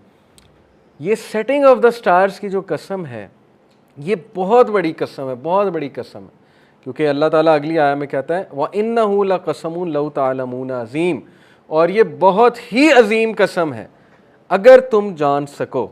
And it indeed is a great oath if you could know. ये बहुत बड़ी कसम है, और ये कसम अल्लाह किस लिए खा रहा है? इन्नहु लकुरआनुन करीम, indeed it is a noble Quran. बेशक ये कुरान करीम है जो अल्लाह का कलाम है। फ़ी किताबिन मकनून, इन अ रजिस्टर वेल प्रोटेक्टेड, ये लोहे महफूज में है, वो रजिस्टर है, ये वेल प्रोटेक्टेड है। ला यमस्सुहु इल्लल मुतहरून, none touch it except the purified. कहाँ? लोहे महफूज में, क्योंकि अरब्स ये कहते थे ना शैतान का कलाम है। अल्लाह ताला कसम खा के कह रहा है, अल्लाह ताला इस बात में शाहिद है, हमारा रब द ग्रेट लॉर्ड, कि ये मेरी तरफ से कलाम है, और ये मेरी तरफ से मेरे वर्ड्स हैं, ये जो कि कहाँ से आए हैं? लोहे महफूज से नाजिल हुए हैं, और इसको कोई टच नहीं कर सकता सिवाय पाक। और ये पाक यहाँ पर कौन है? फरिश्ते। तंजील मिर रब्बिल आलमीन, और कसम खा के कहा कि ये नाजिल शुदा है मिर रब्बिल आलमीन, अल्लाह सुब्हानहू व तआला की तरफ से, जो रब्बिल आलमीन, जो तमाम जहानों का रब है। जस्ट इमेजिन दिस, एक बार सिर्फ ज़हन में लाएं कि अल्लाह कौन है? तमाम जहानों का मालिक, तमाम जहानों का रब है, एक है, वाहिद है। अल्लाह ताला का कोई शरीक नहीं है। मैंने आपको लास्ट लेक्चर में सूरह चैप्टर 39 सूरह ज़ुमर की वर्स नंबर 29 सुनाई थी। उसमें अल्लाह ने बड़ी ज़बरदस्त मिसाल पेश की। अल्लाह ने कहा कि अल्लाह तुम्हारे सामने एक मिसाल पेश करता है। A slave man belonging to many partners, many masters, disputing amongst one another. एक ऐसा बंदा जिसके मास्टर्स आपस में डिस्प्यूट कर रहे हैं और उसे हर मास्टर की बात माननी पड़ रही है। And a slave man belonging only to one master, tell which of them is better. और फिर अल्लाह कहते हैं अल्हम्दुलिल्लाह, praise be to Allah, but most of them understand not, most of them know not. एक बंदा जो बहुत से लोगों का ग़ुलाम है, मुआशरे का ग़ुलाम है, किसी इंसान का ग़ुलाम हो सकता है, किसी तहज़ीब का ग़ुलाम हो सकता है। कहीं ना कहीं से तो उसने व्यूज़ लेने हैं ना, अपने वर्ल्ड व्यू लेने हैं, जहाँ से लेने हैं इसका मतलब कि वो उसे ऑथेंटिक समझ रहा है। और एक बंदा जो सिर्फ एक हस्ती का ग़ुलाम है, ग़ुलाम से यहाँ पे मुराद अब्द है, ये वो वाला ग़ुलाम नहीं है जो हमारा उर्दू की सेंस में होता है, अब्द है। वो उसकी एफिलिएशन एक मास्टर के साथ है, उसकी लॉयल्टी एक मास्टर के साथ है। तो बताओ, क्या ये लॉयल्टी ह्यूमैनिटी में यूनिटी कायम नहीं कर देगी? क्या ये लॉयल्टी जो रब उसे अच्छाई का हुक्म दे रहा है, क्या ये वर्ल्ड के प्रॉब्लम्स को सॉल्व नहीं कर देगा? इतनी ज़बरदस्त चीज़ है हमारे रिलीजन में अलवला वलबरा, अगर आप उसको समझ जाएं कि दोस्ती और दुश्मनी अल्लाह के लिए, everything for the sake of Allah. ये जो बॉर्डर्स की लड़ाइयाँ हैं, ये टेरिटोरियल डिस्प्यूट्स हैं, ये दुनिया के मसाइल खड़े हुए में, क्यों खड़े हुए में? क्योंकि हर कंट्री जो है उसने अल्लाह को साइड पे करके वो समझ रहे कि हम खुदा हैं, हम फॉरेन पॉलिसी बनाएंगे, हम सब डिसाइड करेंगे। अल्लाह ताला बीच में कहीं नहीं, अल्लाह के अहकामात कहीं बीच में नहीं है। अल्लाह कहता है कि मैंने तुम्हें एक माँ बाप से बनाया, तुम सब एक फैमिली हो, ह्यूमन फैमिली हो, तुम्हारा एक रब है, वो एक है, वो वाहिद है, तौहीद का कॉन्सेप्ट है। इसलिए उस रब का कहना मानो, जो उसके अहकामात हैं उन पर अमल करो। अब दो ही तरीके, मैं एक और मिसाल अक्सर दिया करता हूँ कि सपोज़ करें कि मैं आपको एक फैक्ट्री में जॉब दूँ और एक को मैं कहूँ कि दो चॉइसेस मैं आपको दूँ, एक ये कि या तो मैनुअल मुझसे ले लो, मैं मालिक हूँ फैक्ट्री का, या तो मैनुअल मुझसे ले लो कि करना क्या है, जॉब डिस्क्रिप्शन मैं दे देता हूँ, या जाओ घूमो फिरो फाइंड आउट। तो आपको कौन सी बात ज़्यादा पसंद आएगी? क्या ख्याल है? फर्स्ट वाली बात मेक्स मोर सेंस ना। हो सकता है वो जो दूसरे वाला है, हो सकता है उसे पर्पस मिल जाए, हो सकता है ना मिले, हो सकता है वो खुद फाइंड आउट कर ले, हो सकता है ना करे, कुछ भी हो सकता है ना। तो इसकी जिम्मेदारी कौन लेगा अगर वो फाइंड आउट ना कर सका और पागल हो गया एट द एंड, और बाद में उसने फैक्ट्री के मालिक को ब्लेम किया कि ये मुझे आपने अकेला छोड़ दिया, कोई गाइडलाइन नहीं दी मेरे पे, it was up to me, find out करो जी फैक्ट्री में करना क्या है, उसके लिए मुझे इतने साल लग गए, जितने साल मुझे लगे तब तक वो जो दूसरा एम्प्लॉय था जिसके पास मैनुअल था वो इतना आगे निकल गया। तो वो किससे कंप्लेन करेगा? मालिक से कंप्लेन करेगा। यही हाल इंसानों का है। गोरे जस्तजू में लगे हुए अच्छी बात है, उनके पास वही नहीं है, maybe they reach to this conclusion, आज नहीं 100 साल बाद, 100 साल बाद नहीं 200 साल बाद लगे रहे जस्तजू, अच्छी बात है। हमारे पास तो मैनुअल आ गया और उस पर ईमान लाने की ज़रूरत है। हमारे पास मैकेनिज़्म आ गया है, फ्रेमवर्क आ गया है, नबी की सीरा आ चुकी है, सुन्नत आ चुकी है, हलाल हराम का कॉन्सेप्ट आ चुका है। हो सकता है they will take more time to declare कि पिग मीट जो है वो इस हद तक डेंजरस है कि वो हराम है, प्रोहिबिटेड है। हो सकता है उन्हें भी और साल लगे टू डिक्लेयर कि अल्कोहल टोटली बैन कर दो। हो सकता है उन्हें अभी और टाइम लगे टू डिक्लेयर कि जुआ हराम है, जुए को कम्प्लीटली बैन कर दो, ये चीज़ गलत है, ये चीज़ इंसानों में लड़ाई कराती है, रिजसुन मिन अमल शैतान है, वगैरह वगैरह। दे आर सर्चिंग, लेकिन हमारे पास तो आ चुका है। और यही हमारे लिए अल्लाह की कदर करने के हवाले से, नबी सल्लल्लाहु अलैहि वसल्लम की कदर, और ज़ाहिर है कि अल्लाह का शुक्र अदा करने के लिए बहुत बड़ी बात है, बहुत बड़ी बात है कि हमारे पास वो मैनुअल आ चुका है। इसलिए हम प्राउडली इस पर अमल करें। We are there, not almost, we are actually there. हम उस फैक्ट्री में, जहाँ पे दुनिया एक फैक्ट्री है, हम जिस फैक्ट्री में आए हैं हमें मैनुअल देकर भेजा गया, और ये मैनुअल अगर हमने दूसरों को मुतारुफ ना कराया तो हमारी पकड़ होगी। सिंपथी और एम्पथी की बेसिस पे हमने मैसेज पहुंचाना है, फतवे लगा कर नहीं मैसेज पहुंचाना है कि ये तो काफिर है, ये तो नॉन मुस्लिम है, ये तो बेचारा अनलकी है, इसको तो साइड पे करो। नहीं, हमें एम्पथी और सिंपथी होनी चाहिए कि उस तक भी पहुंच जाए। ये पूरा का पूरा जो लाइफ स्टाइल है। So that is Allah, how great is our lord. और अल्लाह के कुछ नाम बताता हूँ, फिर बात को ख़त्म करते हैं। अल्लाह के 99 नेम्स में से कुछ नाम मैंने सेलेक्ट किए हैं जो बहुत रेलेवेंट होंगे, क्योंकि हर इंसान चाहता है कि उसके प्रॉब्लम सॉल्व हों, हर इंसान चाहता है कि उसकी ज़िंदगी में बहार आए, उसकी ज़िंदगी में खुशियाँ आएँ। तो अल्लाह का एक नाम है Al Jabbar. It means the compeller, the restorer, किसी चीज़ को रिस्टोर करने वाला और कंपेल करने वाला। अल्लाह कंपेल करता है, अल्लाह को कोई कंपेल नहीं कर सकता किसी चीज़ पे, लेकिन अल्लाह मुसल्लत कर सकता है चीज़ें। क्रिएटर है, गॉड है।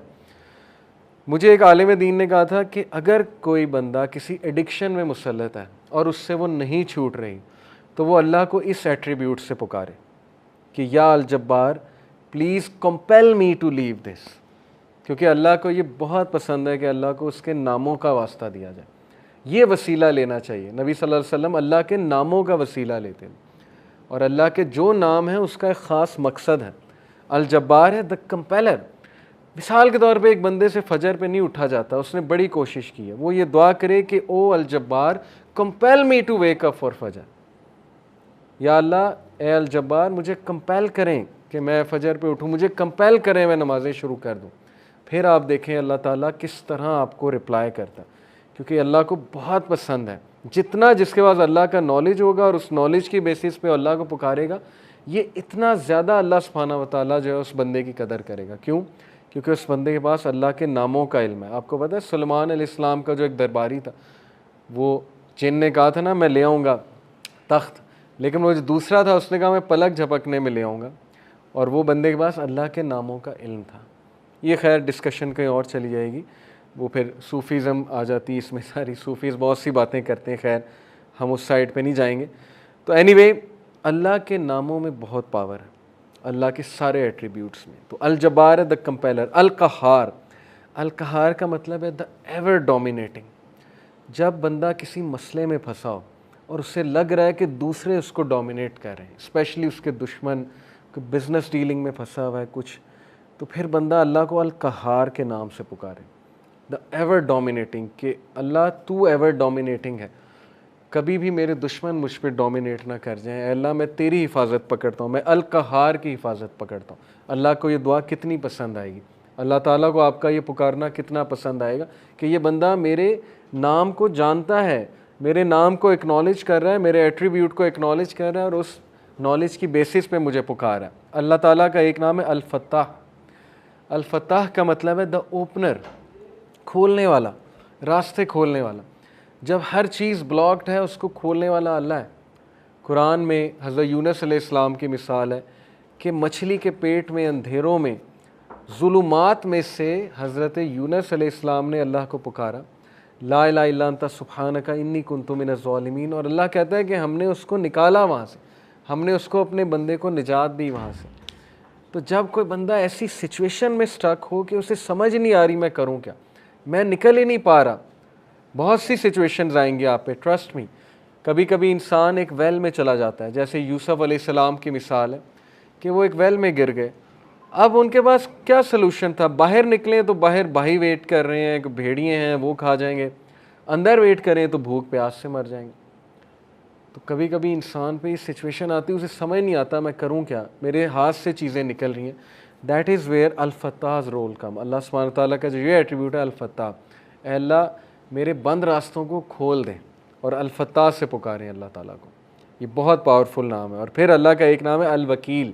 अल-वकील का मतलब होता है द डिस्पोज़र ऑफ अफेयर्स, मामलात का डिस्पोज़र। हर चीज़ अल्लाह की कोर्ट में जाके इजाज़त लेती है, फिर एक मामला होता है। एक पत्ता भी नहीं कायनात में गिरता लेकिन उसका नॉलेज अल्लाह को है, और वो अल्लाह की इजाज़त से होता है। कोई भी चीज़ इधर से उधर नहीं हो सकती जब तक अल्लाह डिस्पोज ऑफ ना करे उसे। हर मैटर अल्लाह की कोर्ट में जाता है। और ये अल-वकील जो है, ये सूरह यूसुफ में अल्लाह का एट्रीब्यूट मेंशन हुआ है इस ज़ुमरे में कि यूसुफ अलैहिस्सलाम को कितना उनका डाउनफॉल लाने की कोशिश की उनके इर्द गिर्द के लोगों ने। उस खातून का पूरा वाक़या बदनाम करने की कोशिश की, जेल में चले गए, जेल में बंद करवा दिया। एट द एंड सक्सेसफुल वही हुए, क्योंकि डिस्पोज़र ऑफ अफेयर्स के साथ उनका ताल्लुक था। जिस बंदे का ताल्लुक और लो लग गई अल्लाह सुब्हानहू व तआला से, जिसने अल्लाह को पुकारा, जिसने अल्लाह को एक्नॉलेज किया, जिसका तवक्कल अल्लाह ताला पे है, उसको कभी अल्लाह मायूस नहीं करता। इट्स ऑल अबाउट तवक्कल, it's all about belief in Allah सुब्हानहू व तआला। और मिरेकल्स होते हैं, फिर बहुत सी चीज़ें होती हैं। और अगर आपकी दुआ ना भी कबूल हो तो फिर अल्लाह आपको ऐसी स्ट्रेंथ दे देता है अपनी डिफ़िकल्टीज से बियर करने की, जिसको अगेन वही फील कर सकते हैं जिन्होंने ये चीज़ एक्सपीरियंस की है। बहुत सी चीज़ें मैंने एक्सपीरियंस की अपनी लाइफ में। जो मांगा हमेशा मिला, कभी नहीं मिला, नहीं मिला उस पर सब्र है। जो बेसब्रे हैं, जो कंप्लेन शुरू कर देते हैं, उन्हें ना नज़र आता है कि ये चीज़ मुझे क्यों नहीं मिली। तो इसलिए इंसान से भी तो कुछ दरकार है ना। इंसान यही कहे जाए कि नहीं नहीं नहीं, सब अल्लाह से दरकार है, मुझसे कुछ दरकार नहीं, ना मैंने पेशेंस शो करनी, ना शुक्र करना है, मैंने कुछ नहीं करना, सब अल्लाह ने करना है। नाउज़ बिल्लाह, ये तो फिर वो जीनी इन द लैम्प वाला कॉन्सेप्ट है कि हुक्म मेरे आका अल्लाह, जीनी नहीं है। नाउज़ बिल्लाह, अलादीन वाला कॉन्सेप्ट नहीं है कि चिराग रगड़ा, हाथ उठाए कि यार अब मर्सिडीज़ दे दे, तो बस अभी 5 मिनट बाद मर्सिडीज़ सामने होनी चाहिए, नहीं हुई तो अल्लाह से नाराज़। ये कॉन्सेप्ट नहीं है हमारी यूथ का। अनफॉर्चुनेटली ये कॉन्सेप्ट है कि जो मांगे अभी दे, अभी इसी वक्त दे दे, और नहीं दिया तो इसका मतलब मेरी दुआ नहीं कबूल हुई। बहुत सी चीज़ें दुरुस्त होने वाली, तरबियती एस्पेक्ट से कह रहा हूँ। तो अल वकील है द डिस्पोज़र ऑफ अफेयर्स, अर रशीद है द गाइड, रास्ता दिखाने वाला। हर चीज़ में अर रशीद की तलब जो है, मदद जो है वो तलब करें। बिज़नेस करते हुए, कोई डिसीजन लेते हुए इस्तिखारा करें अल्लाह ताला से, अल्लाह ताला को एक एक बात पे पुकारें। सहाबा तो नबी सल्लल्लाहु अलैहि वसल्लम ने सहाबा की ऐसी तरबियत की थी कि वो तस्मा भी अल्लाह सुब्हानहू तआला से बांधते थे, जूती का। कोई छोटी से छोटी चीज़ उन्हें मांगनी होती थी, वो अल्लाह की मदद तलब करते थे। पायस लोग थे ना, पाइटी उनका गोल था, अल्लाह ताला के करीब होना उनका गोल है। हमारी लाइफ में अल्लाह कितना है, इस पर हम गौर करें। और अगर दूर हुआ है तो who went far, Allah went फार या हम, वी वेंट फार। अगर डिस्टेंस हुआ है अल्लाह, तो किसने डिस्टेंस किया? अल्लाह ने हमें अपने आप से डिस्टेंस किया है, या हमने अल्लाह को जो है वो डिस्टेंस किया हमारे से? तो ये अल्लाह के एट्रीब्यूट्स हैं। अब मैं आपको कुछ ज़बरदस्त हदीस सुनाता हूँ, बहुत ईमान अफरोज़ अल्लाह के बारे में। हदीस कुदसी हैं। हदीस कुदसी होता है कि अल्लाह ताला, नबी सल्लल्लाहु अलैहि वसल्लम जो है वो डायरेक्टली अल्लाह को कोट करें। Allah almighty says, Abu Huraira रज़ियल्लाहु अन्हु से मरवी हदीस है, हदीस कुदसी। Allah almighty says, I am as my servant expects of me. मैं ऐसा हूँ जैसा मेरा बंदा मेरे बारे में गुमान करता है। I am with him as he remembers me, if he remembers me in himself I will remember him in myself. अगर वो मुझे अपने आप में याद रखता है तो मैं उसे अपने आप में याद रखता हूँ। इमेजिन करें जो बंदा अल्लाह को पुकारता है, याद रखता है, दिल में अल्लाह से बातें करता है, या नमाज में बातें करता है, या वैसे ही हाथ उठा के अल्लाह से दुआ करता है, अल्लाह ताला उसको रिस्पॉन्ड भी करता है और अल्लाह उसको याद भी करता है। If he mentions me in a gathering I will mention him in a greater gathering. We are lucky. आप लोग बाय कोइंसिडेंस यहाँ नहीं आए। लोहे महफूज में creation of havens and earth से 50,000 साल पहले ये सीन लिखा हुआ है। दिस इज़ तकदीर, ओके, द डिवाइन डिक्री। तकदीर के बहुत से लेवल्स हैं, 5 लेवल्स हैं। जो हाईएस्ट लेवल है वो है द डिवाइन डिक्री। लोहे महफूज में हम सब का यहाँ बैठना लिखा था, आप सब के नाम दर्ज थे, और ये सआदत दर्ज थी कि ये लोग बैठ के अल्लाह की बात करेंगे और ये लोग बैठ के अल्लाह को याद करेंगे। तो अल्लाह कह रहा है कि जो मुझे गैदरिंग में याद करता है मैं उसे उससे बेहतर गैदरिंग में याद रखता हूँ। अब देखिए, हम यहाँ अल्लाह की बात कर रहे हैं, अल्लाह की हम बयान कर रहे हैं। इंशाअल्लाह मेरा बिलीफ है अल्लाह हमारी बात वहाँ किसी बेहतर, इससे बहुत बेहतर गैदरिंग फरिश्तों के साथ, अब अल्लाह आलम। लेकिन ये कि अल्लाह ने गारंटी दी है कि जो कोई मुझे मेंशन करता है किसी गैदरिंग में, मैं उसे मेंशन करता हूँ इससे ग्रेटर गैदरिंग में। When he draws near me by the span of his hand, जब वो मेरे करीब आता है एक हाथ के फासले के, तो यानी इतने डिस्टेंस के, एक स्टेप लेता है। I draw near him by the length of a cubit, तो मैं 1 मीटर या 1 क्यूबिट के फासले से उसके करीब आता हूँ। ये एक मेटाफोरिकल बात है कि जब तुम पहला स्टेप लेते हो तो अल्लाह ताला उसके रिटर्न में डबल द स्टेप्स या 10 टाइम स्टेप लेता है। साबित क्या हुआ कि हमें शो करना पड़ेगा अल्लाह को कि मैं आना चाहता हूँ आपकी तरफ। हमें ये शो करना पड़ेगा कि अल्लाह मैं चाहता हूँ बेहतर बनना, मुझे गाइडेंस चाहिए, मुझे अच्छा बनना है, मुझे पर्पज़ ऑफ लाइफ समझ आ गया कि piety is the purpose of life. नेक बनना है, परहेज़गार बनना है, मुझे अपनी खामियों को दूर करना है। ये शो करना पड़ेगा अल्लाह को। जब हम एक स्टेप लेंगे अल्लाह ताला एक हैंड के बराबर कदम लेंगे, अल्लाह 1 क्यूबिट के मुताबिक हमारे पास आएगा। और फिर कहा When he draws near me by the length of a cubit, और जब वो एक लेंथ ऑफ अ क्यूबिट मेरे करीब आता है, I draw near to him by the length of a fathom, तो मैं इससे भी ज़्यादा लेंथ से, एक फैथम के लेंथ से उसके करीब आता हूँ। क्या साबित हुआ कि अल्लाह ताला आपसे ज़्यादा ईगर हैं आपके करीब आने में, लेकिन you have to show him. Free will है ना। अगर वैसे ही हर बंदे को हिदायत आ जाए, यहाँ पे कोई बचे ही ना अल्लाह का मुनकिर, तो फिर वो कल को ये कहेंगे जी कि फ्री विल ही नहीं दी थी, हम रोबोट्स थे, हमें तो बस वो एक रोबोटिक वो बनाकर भेज दिया था कि बस मेरी इबादत करो। तो कितनी खूबसूरत बात है कि तुम शो करो और फिर देखो मेरे आगे से क्या रिस्पॉन्स आता है। अपनी फ्री विल से आओ और फिर देखो मैं आगे से कैसे रिस्पॉन्स करता हूँ। When he comes to me walking I come to him running, जब वो मेरी तरफ पैदल चल के आता है मैं उसकी तरफ भाग के जाता हूँ। I run to him.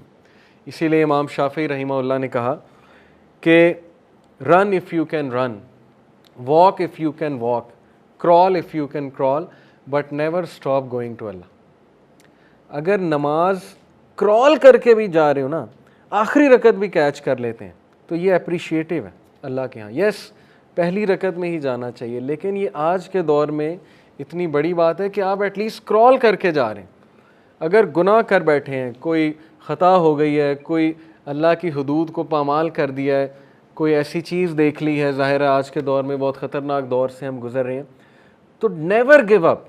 ये मत सोचें कि अल्लाह ने आपको फॉरसेक कर दिया, बिकॉज इन्नी करीब, अल्लाह कहता है कि मैं करीब हूँ। आई विल रिस्पॉन्ड, मैं रिस्पॉन्ड करूँगा तुम्हें, तुम जितने मर्ज़ी गुनाह कर लो, तुम जो मर्ज़ी करो। अभी वो आगे आया हदीस कुछ ऐसी आ रही हदीसें कुदसी, तो इसलिए अगर तुम वॉक करके मेरे पास आओगे मैं रन करके आऊँगा, क्रॉल करके आओगे मैं वॉक करके आऊँगा, लेकिन मैं तुम्हें अकेला नहीं छोड़ूंगा। इसलिए never stop going to Allah. Crawl करके भी जाना है तो जाएं, दिल नहीं करता तब भी जाएं, ये भी एक बहुत बड़ी जिहाद है। ओके, लेकिन एक टाइम आएगा दिल करने लग जाएगा, क्योंकि जितना अल्लाह के करीब जाने लगेंगे उतना दिल जो है वो बेहतर से बेहतर होता जाएगा। Abu Huraira reported the messenger of Allah सल्लल्लाहु अलैहि वसल्लम said, 2 men among the children of Israel were the opposite of each other। बनी इसराइल में 2 लोग थे जो एक दूसरे का ऑपोजिट थे।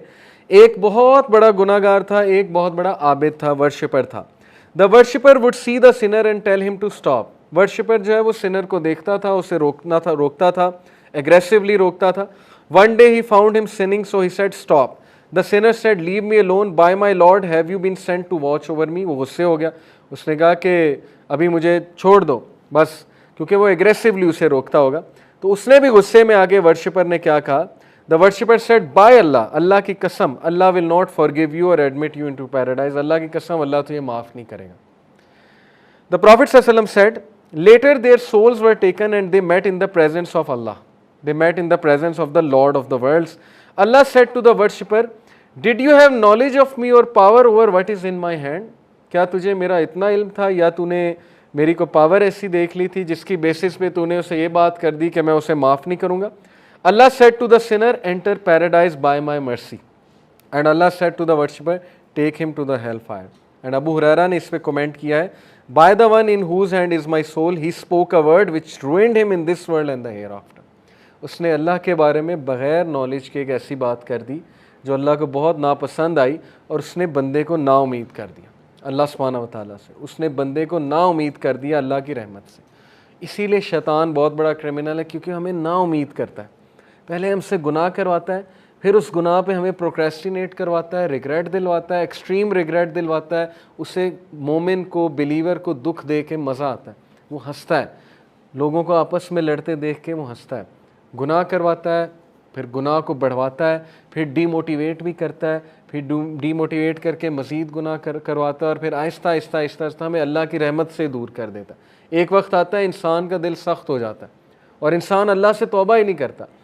और इब्ने कय्यम ने इसीलिए कहा कि फियर अ टाइम, डर उस वक्त से, when a sin becomes a routine, जब गुनाह तेरी रूटीन बन जाए उस वक्त से डर, क्योंकि ये निशानी है कि अल्लाह तुझसे नाराज़ है। इतनी भी तौफीक नहीं हो रही कि गुनाह करके अल्लाह को पुकार लो, अल्लाह से तौबा कर लो। और इसके बारे में एक हदीस है, नबी अकरम सल्लल्लाहु अलैहि वसल्लम ने फरमाया, a servant committed a sin and he said, Allah के एक बंदे ने गुनाह किया और उसने कहा, या रब्बी forgive me, oh Allah forgive me. Allah Almighty said, my servant has committed a sin and he knows he has a Lord who forgives sin and holds him accountable, so Allah forgave him. Then the servant returned to this sin and he said, oh Allah forgive my sin. वो फिर गया उस गुनाह की तरफ और उसने अल्लाह से दोबारा माफ़ी मांगी, oh Allah forgive my sin. Allah said, my servant has committed a sin and he knows he has a Lord who forgives sins and holds him accountable, so I forgive him. फिर दोबारा उसने सिन किया और फिर दोबारा अल्लाह ताला से तौबा की और फिर अल्लाह ने यही रिप्लाई किया कि मेरा बंदा इस बात को एक्नॉलेज कर रहा है कि उसका रब है जो उसके गुनाह माफ़ फरमाता है, इसलिए मैं अपने बंदे को माफ़ कर रहा हूँ, यहाँ तक कि ही मीट्स हिज लॉर्ड। क्या साबित हुआ कि every son of Adam commit sin but the best are those who repent. Adam के तमाम औलाद जो है वो गुनाह करेगी, लेकिन बेहतरीन वो हैं जो रिपेंट कर लेंगे, जो अपनी मिस्टेक को एक्नॉलेज कर लेंगे, जो रब से माफ़ी मांग लेंगे, उनके लिए तौबा है। और यहाँ पे एक और बात की तरफ तवज्जो दिलाई कि कुछ लोग ऐसे होते हैं जो रेपिटेटिवली एक सिन करते हैं, खुदा न खास्ता एक चीज़ उनकी एडिक्शन बन जाती है, लेकिन वो गिव अप नहीं करते हैं, रूटीन नहीं बनाते हैं इस सिन को, वो हमेशा अल्लाह की तरफ पलटते हैं। जब उनसे कोई ख़ता होती है, कोई गुनाह होता है, वो रब की तरफ पलटते हैं। कितने बदकिस्मत वो लोग हैं जिनकी लाइफ में अल्लाह ही नहीं है, जिनके पास पलटने के लिए कोई चीज़ ही नहीं, कोई हस्ती ही नहीं है, जो रिडीम ही नहीं करते अपने आप को, और अगर करते हैं तो फिर वो बस अपने नफ्स से रिडीम करते हैं। और कितने ही खुशकिस्मत वो लोग हैं कि जिन पे जितना मर्जी बड़ा प्रॉब्लम आ जाए, चाहे वो जेल में भी हों, कहीं भी हों, लोनली हों, रात के आखिरी पहर में लोनली हों, उन्हें सब ने छोड़ दिया है, उनका कोई रिलेशनशिप ब्रेक हो गया, लेकिन वो एक सजदा करते हैं और मकसद हयात को पा जाते हैं।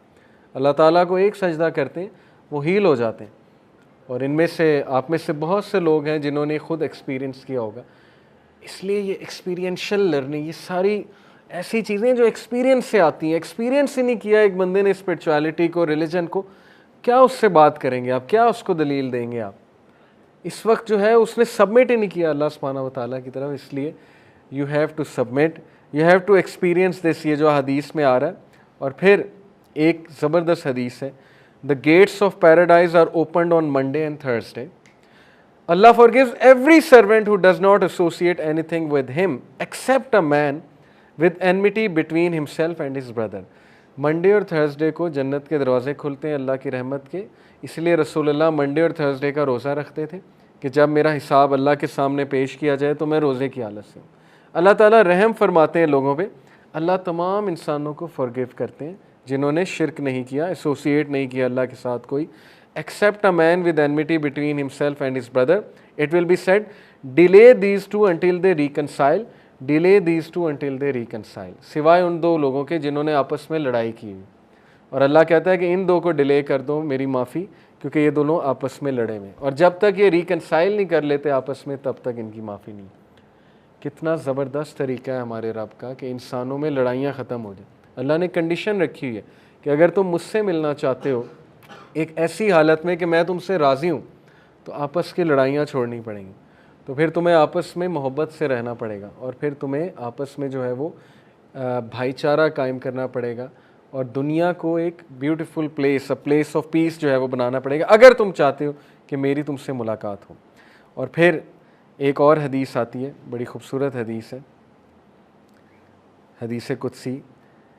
अल्लाह ताला कहते हैं कि ए आदम के बच्चे, ओ सन ऑफ एडम, अपने आप को फारिग कर ले मेरी इबादत के लिए, अपने आप को फारिग कर ले मेरी इबादत के लिए, टाइम निकाल ले मेरी इबादत के लिए। मैं तेरे दिल को गनी कर दूँगा, और मैं तेरी आँखों के दरमियान गिना भर दूँगा, यानी कि तुझे एक ऐसा विज़न दूँगा, तुझे एक ऐसी आज़ादी दूँगा, तुझे एक ऐसी एम्पावरमेंट दूँगा, तेरे मामलात को अपने हाथ में ले लूँगा, और तेरे टाइम में बरकत आ जाएगी, और तेरी चीज़ों जो है वो बरकत से होने लग जाएंगी। किस लिए? जब तू मेरी इबादत के लिए टाइम निकालेगा, because Allah is the source of goodness. इंसान की नेचर है कि वो किसी ना किसी चीज़ के साथ अटैच हो जाता है। हम में से हर कोई किसी ना किसी चीज़ के साथ अटैच्ड और ओवरली अटैच्ड है, उसी का नाम वर्शिप है। Some worship the money, some worship the power, some worship intellect, some worship a human being, overly attach होके। तो ये अटैचमेंट की बात हो रही कि तू मेरे साथ अटैच हो जा। जब तू मेरे साथ अटैच होगा, मैं तेरे दिल में गिना भर दूंगा, तेरे टाइम में बरकत आ जाएगी, और मैं तेरे तमाम मामलात को अपने हाथ में ले लूँगा, और मैं तुझे स्ट्रेंथ दूंगा। मेरी इबादत तुझे स्ट्रेंथ देगी। ये है खुलासा। ये जो सारे एट्रीब्यूट्स मैंने आज आपको अल्लाह सुब्हानहू व तआला के बताए, और जो कुरान की ऐसी आयात आपको अल्लाह के बारे में बताई, ऐसे साइंस बताए जिनसे हम अल्लाह को पहचान सकें, इस सब का एक ही गोल है जो तमाम अंबिया का गोल था कि अल्लाह को पहचानो, क्रिएटर को पहचानो, and go to him. Unity भी इससे कायम होगी, हमारे वर्ल्ड के प्रॉब्लम्स भी इससे सॉल्व होंगे, और क्रिएटर को जब हम पहचान लेंगे, उसकी इबादत करेंगे, तो हमें उसका कहना भी मानना पड़ेगा।